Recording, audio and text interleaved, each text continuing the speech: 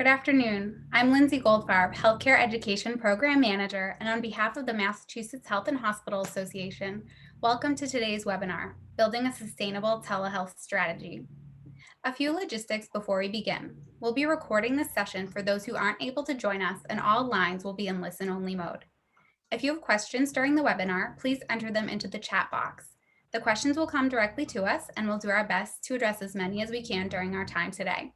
Following the webinar, we'll be sending out the slides along with a brief survey. I'd like to take a moment to thank MHA's 2021 sponsors for their support in underwriting today's webinar, which is part of a series we're doing to bring experts to our members to help address timely issues relating to the COVID-19 pandemic and other hot topics in healthcare. The COVID-19 pandemic forced healthcare organizations to rapidly adopt telehealth and virtual care without much time to strategize, plan, and consider the long-term implications. During today's webinar, we'll examine strategies and actions that healthcare organizations should consider as they map out a telehealth strategy. Building a sustainable telehealth strategy will include recommendations for market analysis, strategic planning, workflow development, technology consideration, and implementation tactics. Now I'm pleased to introduce our speakers today. Mark Nudison is Head of Telehealth Client Services at AMN Healthcare, responsible for the overall client experience with Cinzy's platform and solutions. He has more than 25 years of experience spanning solution strategy, software development, and professional services with 10 plus years of focus in healthcare technology and patient engagement. Anthony Pluska has led and overseen dozens of multi-million-dollar strategy consulting projects over the past 9 years.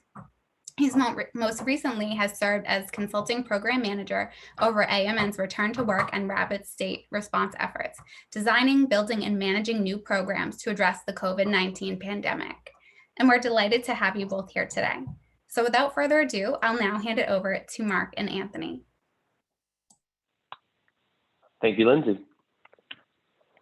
So where do we begin? In a world that is becoming more and more virtual, adding telehealth capabilities has long been a goal for healthcare providers. But the reality of the situation is that prior to COVID, it wasn't getting near as much traction and attention as we think it should have. Despite it being a goal, most health systems were slow to adopt many elements of virtual care or telehealth. And the reasons were there was no urgency, right? Why do we need to solve this particular problem right now? Competition generally was moving fairly slowly in this space. And with all the other priorities, it didn't bubble to the surface and cause that sense of urgency. There was also resistance, or maybe more importantly, perceived resistance from both providers and the patients. And because of this resistance, we all know how much telehealth requires the change management and the leadership commitment to succeed. And that was just a level of investment that many organizations were not willing to make or to go full into. And then the final thing was around the lack of investment. There's a significant amount of investment that is required to move into this space, primarily time and resources. But there's lots of other competing priorities that exist as well. Additionally, many of the major payers were unwilling to support telehealth to the degree that it needed to be supported to make that investment worthwhile. And then all of a sudden, the industry was forced to adopt something very quickly in order to survive.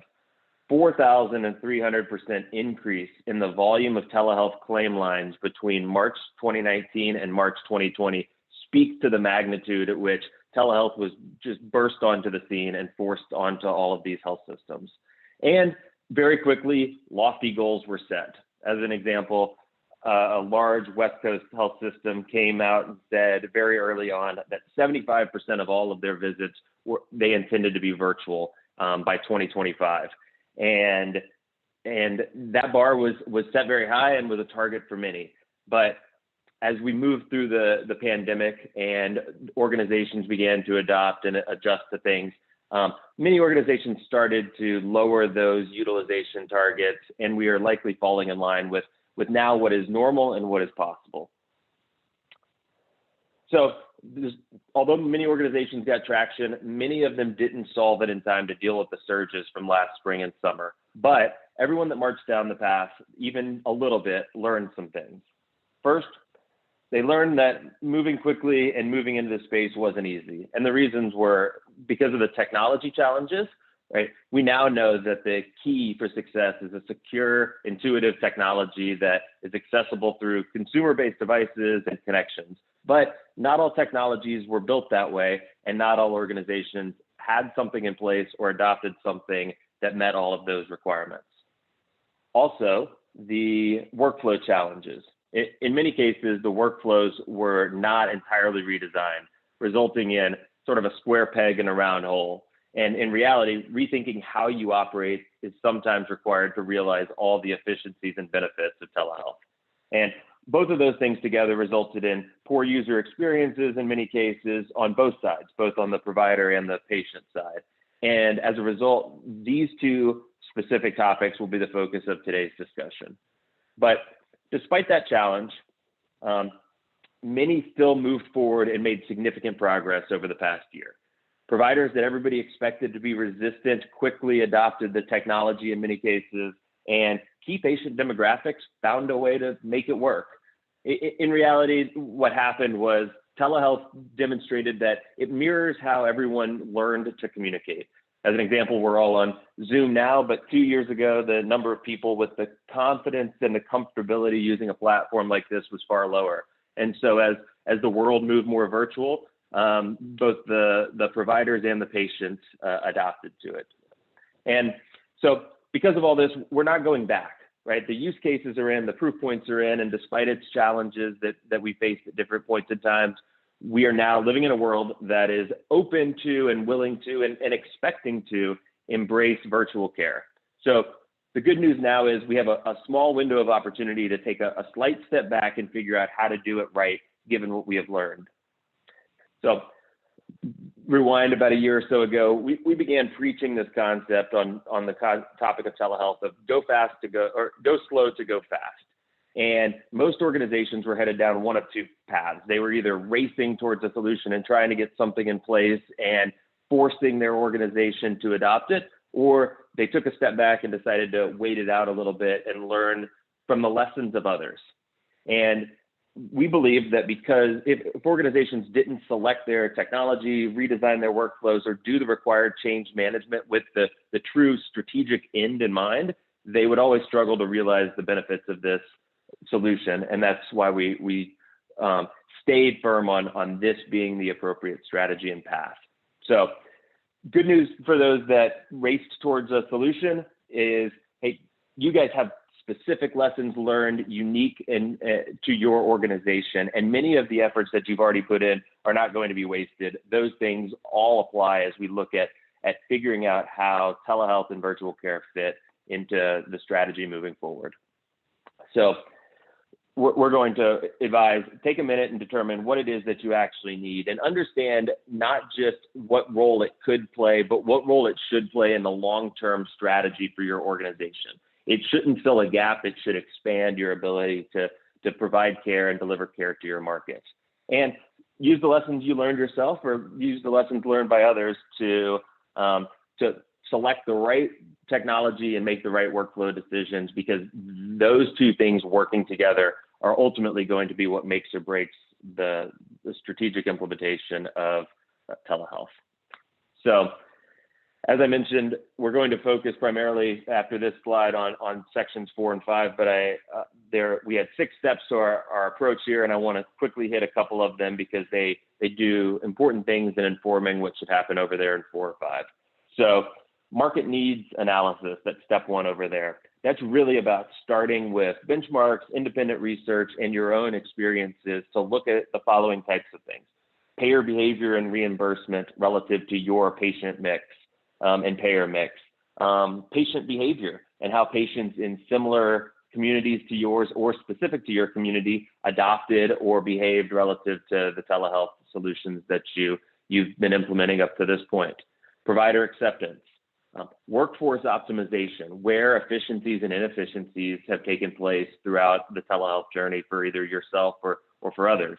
And then looking at your locations and your infrastructure and trying to determine, does the breakdown of any of those prior things vary based on where they're located or what other supporting infrastructure is in place there. And the key here is not to just look at the data. It's to look at the direction that it's moving, look at how it stacks up against the competition and others in similar markets, and really try to deep dive into the why. For example, specific to your community, why is provider acceptance so far below the industry average? And what is the cause of that? What needs to be done to improve it? Because solving for this before anything else, despite it feeling like somewhat of a no-brainer, it's the most overlooked step, and it can inform so much about what decisions you make on a go-forward basis. The second thing on this page here is the strategic plan and the organizational goals. And I mentioned this earlier, but rather than thinking, how do I fit telehealth into my strategy? This important step involves taking a step back and determining what role you need telehealth to play to help you achieve those organizational goals. And being very specific about the role that you as an organization think it should play. As an example, if you're looking to grow and you're looking at telehealth as a strategy for growth, specifically answering questions like, how should telehealth fit into my referral strategy? Or how can I use this for reaching a more rural population? Depending on which questions you choose to answer, and the answers to those questions may result in significantly different decisions around workflows, around telehealth, and around the change management necessary, the technology and the change management necessary to achieve that. So this telehealth as a concept, albeit at times is positioned as a one-size-fits-all approach, it is very custom and unique to what you are strategically looking to accomplish. And then the third thing down here, and I'll ask you to keep this in mind as Mark walks you through the rest of this, is really about picking where to start and picking a location, a specialty, a type of visit, picking one of those things that we want to isolate on and determine the appropriate workflows, the appropriate telehealth technology, and then the appropriate change management steps required to just move that pilot site or that pilot group, whatever we categorize that as, into this new world is an important way to think about this, because if we try to boil the ocean with a solution, we end up with something too generic and something that is not specific enough to drive the strategic outcomes that you as an organization are looking for. So from here, I'll hand it to Mark, and he will walk you through the rest of this visual. Thanks, Anthony. So as you saw that overall strategy, and as we've talked a couple different times so far in the conversation, there's a lot of there has been a lot of experienced barriers to really getting to a successful implementation and adoption of telehealth solutions. So what we want to do here in the next few minutes is just drill down a little bit into workflow, as well as into technology considerations, take some lessons learned from some of the clients we've been working with, not just over the last 12 months, but over the last 24. So we get a little bit of a broader perspective on both pre-pandemic as well as, in the midst of the pandemic learnings. And hopefully these will have value, certainly for folks that are maybe still in the strategy side of things. And so they're trying to think through where they're going to go with their solution, how they're going to roll out, as Anthony was just saying. But even if you've got an existing solution, maybe there's some ideas or some nuggets in here for optimization that can help drive some improvement. So specifically on the workflow development, there really is such a broad range of workflows out there and workflows that may be appropriate for your organization.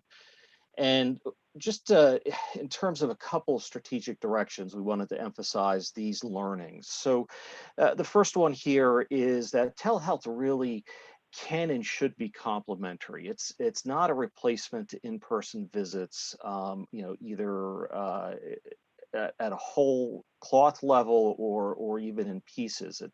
It's something that can supplement and really improve the care delivery conversation.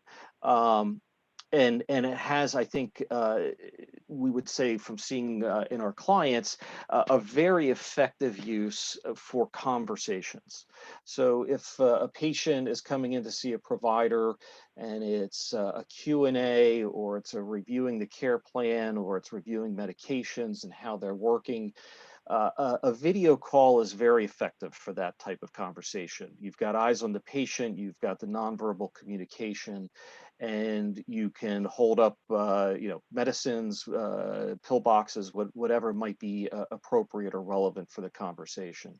So starting to insert or integrate telehealth visits in addition to the in-person visits or supplementing here or there has been very effective. Now, there are some innovative ways to use telehealth as well. And we've seen some of our clients start to move to some different staffing models, especially where they've had shortages of skill sets or the ability to get staff into particular geographical locations. The ability to use the communication tools of telehealth really can allow for a smaller team to service a broader set of colleagues and patients and regions. So let's dive in each of these areas to a couple of client case studies. So if we look here, this particular client is a national skilled home health agency. So we are looking at primarily post-acute care episodes, looking across patients that are predominantly COPD, CHF, diabetes, coming out of an acute setting and going through their post-acute episode of care being provided by this particular organization. And even prior to the pandemic, this organization was looking at how to start to leverage technology, dealing with some staffing shortages, looking for some ways to be more efficient in how they delivered care. So they started measuring data in terms of how care was delivered. They were doing a head-to-head look at their traditional entirely in-person workflow, and then comparing that with a hybrid workflow where certain visits that would have been done in person historically were now handled virtually through a telehealth or virtual care visit. And they were looking specifically at rehospitalization rates for these patients, as you can see in the chart here, over 30 days and 60 days. And I think exciting news for everybody is that the hybrid model really was much more effective than the traditional in-person only model. And we're still kind of digging in with the client on all of the reasons behind that. But I think at a high level, we could probably say, one, the patient was more empowered to have an active ongoing communication with their care team members. So that in turn had them more able to ask questions in a timely manner and get ahead of potential concerns and risks and issues, and therefore avoid sort of that last ditch showing up in the ER with worse symptoms that ends up in a readmission. So clearly, a hybrid model can be as effective, potentially more effective than the traditional in-person only model. Let's take a look at the kind of the innovative approach. So here is a provider who is delivering care in a regional setting, and has a set of patients who are dealing with both post-acute wounds as well as chronic wounds. And this particular organization has always struggled to find and retain the right high quality specialists for this care. And so there was always a backlog of making sure that the care was delivered to the patients or getting that care delivered in a timely manner. And they went to a consultative model where they actually took their specialists out of the facilities or out of in residence for the patients, and centralized them, and basically had the physicians or the nurses or other clinicians who were bedside or alongside the patient reach out via telehealth to these wound care specialists to do a consult live between the specialist, the provider, and the patient to evaluate the wound and next steps of care. And the specialists have really appreciated this approach. They're seeing more patients, less time commuting. They know that they're being able to provide timely insight on the situation and next steps of care. And they're finding that the HD video is more than sufficient for almost all evaluations. Obviously, there will be the rare exception, but for the most part, they're able to see more patients in a more timely manner, provide high quality consultation, and the providers who are with the patients in person are getting the insight that they need to continue that delivery of care. So I think telehealth from a workflow perspective is different ways to approach workflow, innovative and traditional, but still add value, deliver at least as good a care, potentially better care. So let's take a look now for a couple of minutes and talk about the technology piece. So there's a number of solutions out in the marketplace. Um, as Anthony mentioned at the beginning of this, these are 4 buckets or categories that we think are important for evaluating your solution. First is security. The number of waivers that were granted in light of the pandemic to do some PHI level conversation over insecure channels. That's not a long-term viable strategy for lots of levels, for lots of reasons. Clearly, we want to protect PHI, but we want to protect data from, hackers and ransomware. I mean, there's way too many anecdotes out there of security breaches. So we need to take a step back, appreciate the waivers, but realize that's not a go forward solution. So as you're looking at telehealth solutions, you want to make sure that they are robust, that they are going to protect the data in transit as well as at rest, that they're going to protect the data and really keep your business and your care organization safe and the patient safe. We also saw in the pandemic, obviously, a very high increase in demand, and not all solutions were able to meet that increase in demand. So going forward, it's important to look for telehealth solutions that are reliable, that can scale both as their client needs meet and more increase, and more importantly, as your particular needs increase and your usage increases, you want to make sure that the solution is going to be a reliable backbone so the care delivery is seamless, the experiences for both provider and patient users is positive. And so one thing to look at, just one nugget to advise on, is look for solutions that are being hosted on public cloud infrastructure, whether that's AWS or Azure or Google. All 3 of those vendors have HIPAA compliant, highly secure solutions, and they day in, day out are focused on scalable infrastructure. So solutions that are partnering with those vendors are likely to be very high in reliability. And then, as Anthony mentioned earlier too, if you're looking at adoption and you're looking at cost, at this point, consumer devices and consumer connectivity is more than adequate for a telehealth solution. It's not like a few years ago where you need to have proprietary hardware and VPN connections and so forth. You can have perfectly secure connections running over 3G or home Wi-Fi between iPhones, Android phones and tablets, laptops, all of anything that you can pick up at Best Buy or Walmart or similar should be more than adequate to run an effective telehealth solution. And part of the nice thing about that is there's less capital expenditure. There's the potential for bring your own device where you don't have to supply a device for every patient that you're working with. And in addition, you're now kind of getting into this last piece of intuitive, which is people are using devices that they're using in their everyday personal and professional lives for communication. Whether that's family, whether it's chat, whether it's video calls.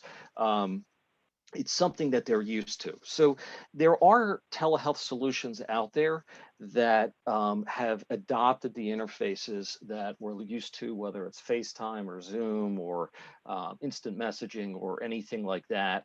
So look for solutions that do that securely but also do it intuitively. It really helps reduce the barriers to adoption, gets people using the solution very quickly.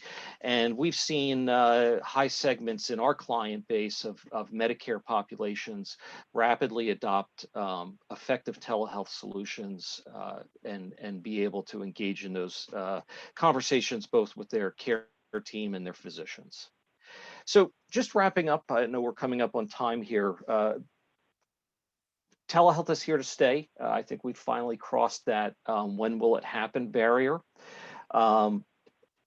Be aware that there's probably not one solution that's going to fit all of your needs, but clearly, make sure that you've got your requirements defined and that you're looking for a complementary set of best in breed solutions that will be effective for delivering your workflow. Take advantage, if you're not already, of the lessons that have been learned over these last 12 to 18 months. Hopefully, just what we've shared with you briefly today gets you thinking about some opportunities for enhancements or optimization. And we certainly encourage you to talk with others, whether it's other peer organizations or other organizations like AMN who can bring a broad perspective of lessons learned and help make you as effective and as efficiently and quickly as possible. So we appreciate the opportunity to share these thoughts with you. Hope that they've been helpful, and thank you for your time. Great, thank you. And thank you both for that timely update on how healthcare organizations can more efficiently use telehealth and virtual care to improve patient care and to also drive revenue. And just a reminder to our audience, if you have any questions, you can please put them into the chat box and we'll get to as many questions as we can as we're coming up on time. So I'll just start out by asking, I know you mentioned the go slow to go fast approach, which is just really fascinating. As we know, telehealth has really been adopted so quickly over this past year, especially. So if you could just dive a little bit deeper into that, especially like where do organizations start with this market needs analysis, and like where do you start with those 6 steps that you talked about? Yeah, it's a great question. And I think the best or the primary place to start is with your own data and experiences that have gone through this process and taking those to a level of detail that allows you to begin to understand the whys behind that. I mentioned that earlier, but it's just so important to say, let's not just look at these numbers on the aggregate, but let's break down our patient adoption rate or our provider adoption or whatever the case is by location, by age, by whatever data that we have available to us, begin to dissect that and try to identify where did we have high response rates and where did we struggle a little bit more. And then any patient satisfaction surveys or any information like that points to a reason why and some of the root causes that led to either good performance or poor performance in some of those key categories, that's going to really inform hey, maybe this particular workflow, we thought it was going to be efficient, but it actually ended up spending more of our physician and our providers' time than they had expected to, or than an in-person visit would. We saw a lot of that when we tried to just implement the old processes and workflows into the telehealth world. It didn't marry up one-to-one, and so it seemed really inefficient. That caused some dissatisfaction. That tells us, okay, is that a problem that we can solve through technology, or is that something that if we took the time to redesign this particular process flow, we can eliminate that previously identified barrier to implementation and success. So it begins really with diving deep into that information across the board and segmenting it out until you find what typically ends up being 1, 2, 3 root causes for either really high adoption rates or really low adoption rates for certain groups, and then trying to mirror those as much as you can. That's great context. Thank you. And I see that we're at time, so I'd just like to say thank you again so much. It was a really timely presentation, and thank you all so much for attending. So please check out our website. We have more information on additional events coming up, and as you can see here, please mark your calendar. We'll have our Fall Healthcare Leadership Forum and our annual Women Leaders in Healthcare Conference coming up this fall, so please save the date. We'll follow up with an email with an evaluation that will ask about what additional topics you'd like to hear about, and thank you all again. Have a great afternoon.